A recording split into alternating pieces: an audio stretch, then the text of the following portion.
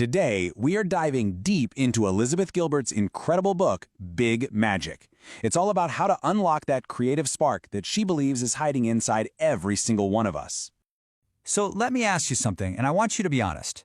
Have you ever had this amazing idea, maybe for a book, a painting, a new business?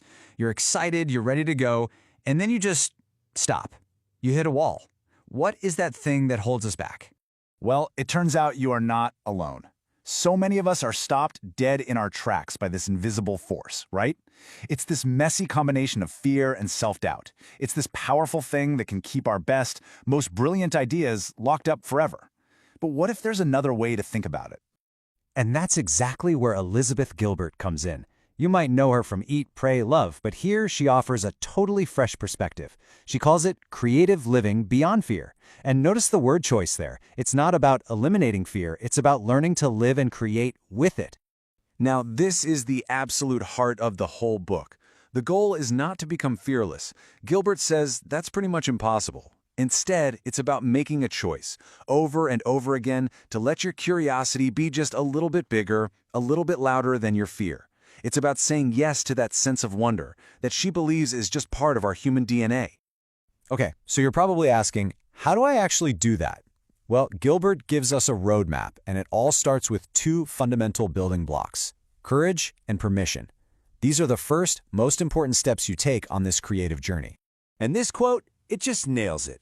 Fear isn't a red flag telling you to stop. It's actually a sign that you're on the right track. Think about it. Anytime you try to create something new, you're stepping into the unknown. You have no idea how it's going to turn out. Of course that's scary. So fear isn't the enemy. It's just a totally predictable travel buddy. And she has this amazing metaphor to help us visualize it. Picture your fear as a huge, powerful lion, but it's on a leash, and you're holding that leash. The lion is always going to be there, walking right next to you, maybe roaring a little bit. But real courage isn't about getting rid of the lion. It's about you being the one to decide which way you both are going. Now, the second piece of this puzzle is permission. So many of us are waiting for a teacher, a boss, some expert to tell us, okay, you're officially allowed to be creative now. Gilbert's message is a total game changer. You don't need anyone else's approval. The only permission that matters is the one you give yourself. Now stick with me here because this is where things get a little, well, magical. The next big ideas are about enchantment and trust, and they are going to ask you to totally rethink where your best ideas even come from. So get this, Gilbert proposes that an idea isn't just some random thought that pops into your head. No, she sees an idea as a living, conscious, energetic entity. It's out there in the universe and it has its own will. And what it's doing is searching for the perfect human partner to help bring it to life. So what does that mean for you? It means your role isn't to force an idea into existence, it's to be open, to be receptive, to be ready for when an idea chooses you. And when that spark arrives, it's essentially asking you, hey, you want to go on an adventure together?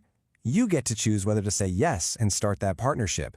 And if you do say yes, that's where trust comes in. You have to trust the journey, even when you can't see the destination. It's going to be messy, it's going to be uncertain, but Gilbert says that uncertainty, that's not the problem to be solved. That's the fertile ground where all the big magic actually happens. Okay, so you've found your courage. You've partnered with an idea. Now what? How do you keep going when the initial excitement fades or things get tough?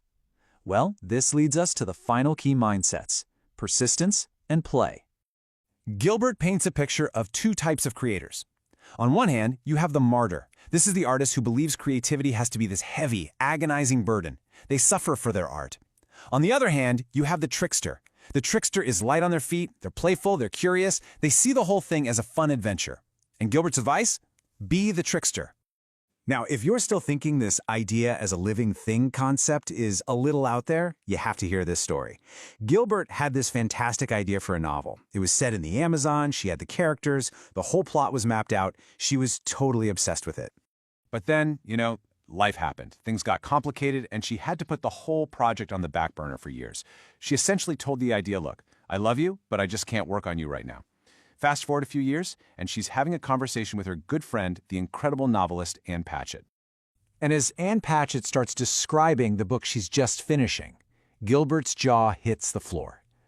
It's a novel set in the Amazon, with a strikingly similar plot, and an almost identical main character. It was her idea, And it just begs the question, right? Was that just some 1 in a billion coincidence? Or did that living, breathing idea get tired of waiting for Gilbert, gently leave her, and go find another partner who was ready and willing to bring it to life? It's a wild thought, but it makes her theory feel incredibly real. And all of this leads to the book's final and maybe most powerful message. It's this beautiful invitation to look inward, to recognize the incredible value that is already there, inside you, just waiting. I mean, this quote just says it all, doesn't it? Creativity isn't about making something out of thin air. It's more like being an archaeologist of your own soul. The jewels are already there. The adventure is in having the courage and curiosity to go digging for them.